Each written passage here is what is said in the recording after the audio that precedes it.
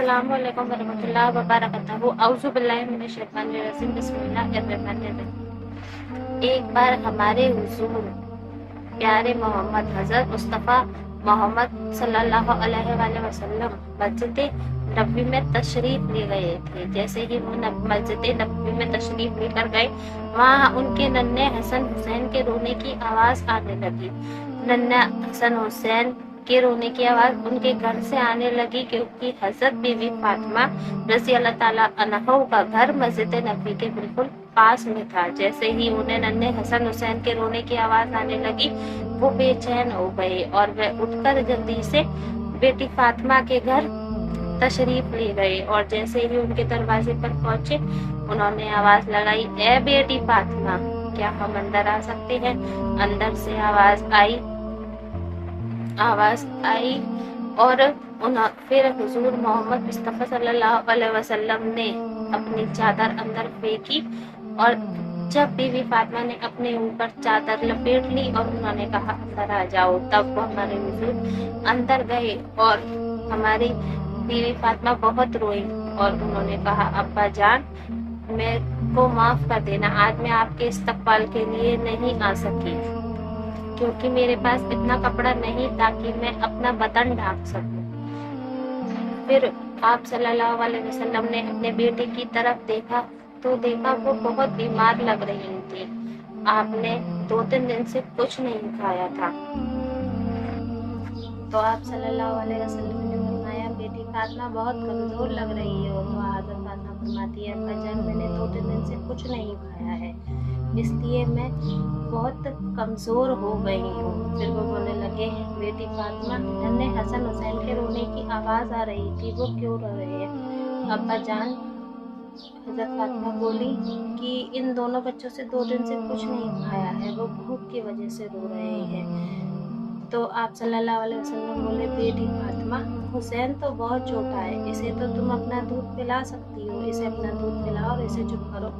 तो आप हज़रत बीवी फातिमा बहुत रोने लगी और कहने लगी, रो रो कर सिसक के कि अब्बा जान, मैंने 3 दिन से कुछ नहीं खाया है, जिसकी मुसलसल फाकों की वजह से मेरा दूध खुश्क हो गया है। अब मैं अपने इस बच्चे को दूध कैसे पिलाऊं?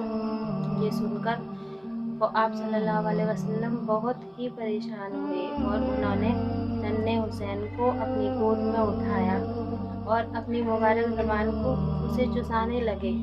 उसके बाद उसको थोड़ा आराम मिला और वो चुप हुआ। उसके बाद हसन को अपने कंधे पर सवार किया। उसके कंधे पर सवार होकर उसे थोड़ा आराम मिला।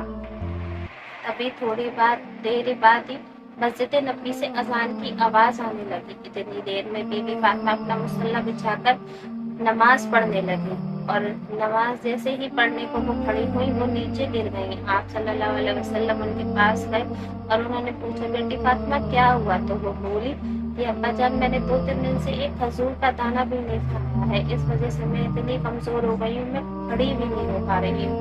आपने अपनी बेटी के सर पर हाथ फेरा और उन्होंने कहा कि बेटी, अपना मुसल्ला उठाओ, इसके नीचे सोने का ढेर लगा हुआ है, तुम चाहो जितना उठा सकती हो, पर याद रखना कयामत के दिन इसका हिसाब देना पड़ेगा। तो आप हज़रत बीवी फातिमा उस सोने पे थूक देती हैं और वो अपना मुसल्ला बिछा के नमाज पढ़ने लगती हैं। उन्होंने उसमें से कुछ भी नहीं उठाया। फिर आप सल्लल्लाहु अलैहि वसल्लम ने अपनी बेटी के सर पर हाथ फेरा और उससे कहने लगे कि ए बेटी फातिमा, ये सब्र तुम्हारा ता कयामत तक याद रखा जाएगा। हमारे बच्चों के नन्हे हसन हुसैन के पिता हज़रत अली तबलीग में लगे हुए हैं, वो कुरान को जगह जगह बांटते फिर रहे हैं, उसकी तालीम को बांट रहे हैं। इसकी वजह से नबी के खानदानों के घर के चूल्हे ठंडे पड़ रहे हैं। आपने देखा कि आपकी बेटी के पेट से 3-3 पत्थर बंधे हुए हैं। तो वो पूछने लगे, बेटी ये क्या है? कि अब्बा जान, मैं 1 दिन का फाका रखती थी तो 1 दिन का पत्थर बांध लेती थी, 2 दिन का पत्थर रखती थी तो 2 दिन का पत्थर बांध लेती, 3 दिन का रखती थी फाका, तीसरे दिन का पत्थर बांध लिया। آپ نے اپنی بیٹی کے سر پر ہاتھ پھیرا اور کہا صبر رکھو بیٹی، آپ صبر کرنے والوں کے ساتھ اللہ ہمیشہ رہتا ہے، آپ کا یہ صبر تا قیامت تک یاد رکھا جائے گا۔ پھر انہوں نے اپنا کمبل ہٹایا تو ان کے پیٹ پر بھی 4 پتھر بندھے ہوئے تھے، کیونکہ وہ بھی 4 دن سے بھوکے تھے، انہوں نے 4 دن سے کچھ نہیں کھایا۔ اے مومنو، آپ کو کیا لگتا ہے کہ وہ بھوکے کس لیے رہے تھے؟ جب وہ تو چاہتے تھے تو کہیں سے بھی خزانہ لے سکتے تھے، دنیا کا خزانہ انہیں مل سکتا تھا، وہ تو چاہتے تو جنت سے کھانا منگا سکتے تھے، پر ان کی بیٹی اور وہ اتنے بھوکے کیوں رہے تھے؟ وہ اس لیے رہے تھے تاکہ وہ امت کو یہ دکھانا چاہتے تھے کہ کوئی غریبی کی وجہ سے کوئی غلط کام نہیں کرے، کوئی اپنی آبرو کا سودا نہیں کرے، اپنے ایمان کا سودا نہیں کرے، کوئی غلط کام نہیں کرے۔ اس لیے انہوں نے کبھی کچھ غلط نہیں کیا اور صبر کیا، اور اس کے بعد وہ نماز پڑھنے چلے گئے تو وہاں پہ دیکھا کہ ابو بکر بیٹھے ہوئے ہیں، ابو بکر بھی 2 دن سے بھوکے ہیں، انہوں نے بھی کچھ نہیں کھایا۔ پھر اتنے میں عمر فاروق وہاں پر چلے آ رہے تھے تو عمر فاروق سے ابو بکر کہتے ہیں کہ اے عمر، تم کیوں چلے آ رہے ہو؟ ابھی تو نماز کا ٹائم نہیں ہوا۔ تو حضرت عمر فاروق رضی اللہ تعالیٰ عنہ ابو بکر رضی اللہ تعالیٰ عنہ سے کہتے ہیں کہ میں بھی 2 دن سے بھوکا ہوں، گھر میں بے چینی ہو رہی تھی مسلسل کی وجہ سے، اس لیے میں ٹہلنے چلا آیا۔ تو آپ تینوں مل کر ایوب انصاری کے گھر گئے۔ ایوب انصاری کے جب گھر گئے، حضرت ایوب انصاری وہاں نہیں تھے، انصاری کے گھر گئے تو ان کی بیوی نے انہیں اندر بلایا اور کھانا لگایا، اس نے کھانا بنایا ہوا تھا، تبھی وہ سالن اور روٹی سامنے لگائی، تبھی ہمارے حضور محمد مصطفیٰ صلی اللہ علیہ وسلم نے ایک روٹی اٹھائی، پھر اس پہ سالن رکھا، انہوں نے کہا میری بیٹی 3 دن سے بھوکی ہے، پہلے اسے کھانا دے کر آؤ، اس کے بعد میں کھانا کھاؤں گا۔ میرے پیارے دوستو، ہماری حضرت فاطمہ رضی اللہ تعالیٰ عنہ سادگی کی مثال تھی۔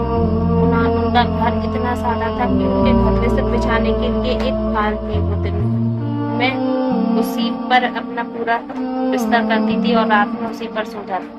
اپنے گھر کا سارا کام وہ خود کرتی تھی، نمازیں پڑھتی تھی، انہوں نے کبھی بھی حضرت علی سے کسی چیز کی فرمائش نہیں کی، اور وہ اتنی تھی